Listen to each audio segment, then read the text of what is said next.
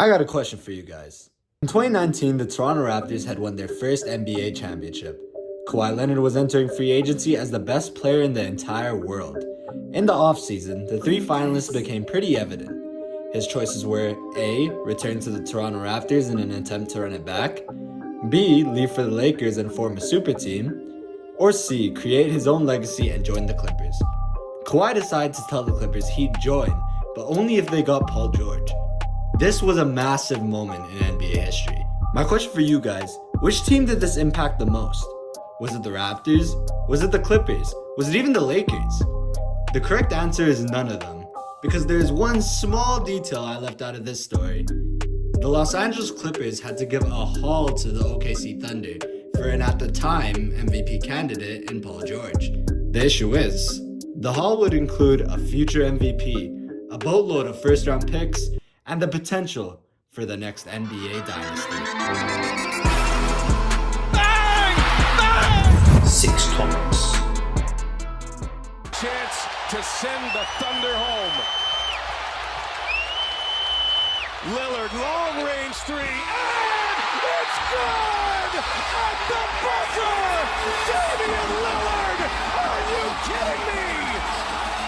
What if I told you that this moment will end up being incredibly important to the Oklahoma City Thunder and their future? They were under fire during the 2019 season. People calling them overrated, saying that Westbrook was a stat pattern that couldn't win. The end was coming near, and this incredible buzzer beater by Damian Lillard was the icing on the cake. Sam Presti gets a call from the LA Clippers inquiring about Paul George, and he makes a deal for an unbelievable 5 first-round picks, 2 pick swaps, Shai Gilgeous-Alexander, and Danilo Gallinari. The next point of business was fully committing to this new era, one without their franchise icon Russell Westbrook. Luckily for them, the Houston Rockets were looking for a new player to pair with James Harden, so they sent their agent Chris Paul, 2 first-round picks, and 2 pick swaps. This marked a new age in Oklahoma City. In fact, their rebuild was delayed another year after CP3 led a young Thunder team into the playoffs, leading to CP3 getting traded the following offseason in 2020. Now it was time for a true rebuild. 2 years of losing and 1 year of playing basketball, and the OKC Thunder are now one of the best teams in the NBA with arguably the best future as well. How'd they get here though? Well, you know that young player the Clippers traded as part of the Paul George trade? Yeah, he turned out to be pretty good. Shai Gilgeous-Alexander is one of the best players in the world. He has turned into an efficient scoring machine, an elite rebounder for his size, an incredible playmaker, and one of the best defensive guards in the league. He's averaging 31 points, 6 assists, and 6 rebounds on 55% shooting from the field. He's also averaging a league-leading 2.3 steals per game with a block per game as well. Shai's ability to drive to the rim, create contact, and finish over multiple defenders is out of this world. He's so shifty that at times it looks like he's making these plays without any real effort. The biggest question people had of him was if he could do this on a winning team, and he's having a career year on the best team he's ever been a part of. In my opinion, he's the frontrunner for MVP now that Embiid is disqualified from winning it, and as a Canadian, it's pretty cool to see him even being considered for the award. The difference this year has been the supporting cast. The new anchor of this team's defense who is finally healthy, Chet Holmgren. A true contender for Rookie of the Year and Defensive Player of the Year at the same time. I mean, let's get the obvious out the way. His timing on defense is ridiculous, and it's led him to averaging 2.6 blocks per game, one of the best in the entire league. Even though he's slowed down since the start of the year, his efficiency, especially as a rookie center, has been unreal this season, shooting 53% from the field and 39% from 3. The biggest question for Chet has been his rebounding, only averaging 7.6 a game at 7-1. You would like to see that improve. The questions about his health have been answered as he's been very healthy this season. Makes you happy to know that he didn't try to rush back last season, and now he's fully healthy and already making a difference on this Thunder team. The next part of that big three, I'm gonna take you guys on another history lesson. In that Paul George trade, the Clippers included their 2022 pick unprotected. Well, the issue is, in the 2022 season, the LA Clippers struggled. They dealt with numerous injuries and fell all the way to the play-in as the 8th seed. They then lost to the Timberwolves, PG got COVID, and they lost to the Pelicans. This pick was expected to be a late first, it ended up being a lottery pick. The 12th overall pick to be exact, which the Thunder used to draft Jalen Williams, or J-Dub as they like to call him. His rookie season started off slow with him not getting much consistent playing time, but it ended with him on a tear.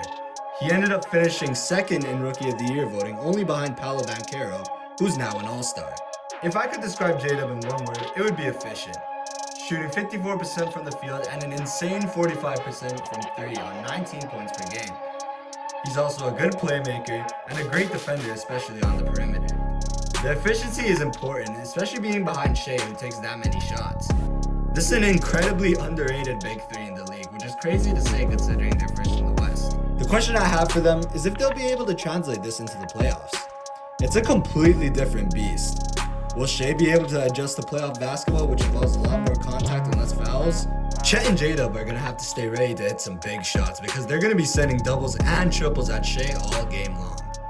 This big three isn't the only thing that makes this team great. The Thunder's supporting cast and depth is really good. Josh Giddey, although having a down year, has still managed to average a solid amount of assists and rebounds. Although his scoring has taken a plunge, averaging 11 points per game this season compared to last season where he averaged 16. While everyone was working on their game in the offseason, Josh Giddey was working on something else off. I'm sorry, it's too easy. Liv Cook really took all his powers, man. Damn. I mean, I could be spending 5 hours making Josh Giddey jokes, but other than Josh, they still have Lou Dort, who is one of the best defenders in this league. Off the bench, they've got a young rookie in Casey Wallace, who apparently can't miss from 3, and one of the premier 3-point shooters in the league in Isaiah Joe. They've also got other great depth like Vasily Micic, Jalen Williams from Arkansas, Kenrich Williams, Aaron Wiggins, among others. Their coach Mark Dagnall is one of the front runners for Coach of the Year. To be honest, it might come down to him versus Chris Finch, and I think whoever wins the West is going to win the award as well. With the amount of picks they have and the amount of talent already on this roster, it is another dynasty in the making. I mean, there's no way they're going to use all those picks. There's not enough roster spots to draft all those players. I feel like Sam Presti is holding out for the next star to ask out. And when he does, my god, are the Thunder going to be tough to outbid. A young team with draft capital that is already at the top of the conference, and then you add a star, that sounds like a dynasty in the making.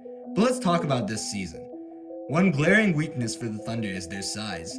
I mentioned it in the in-season tournament video. Against teams that are huge, they could really struggle. They're already a bottom 5 rebounding team in the entire league, which is really eye-opening.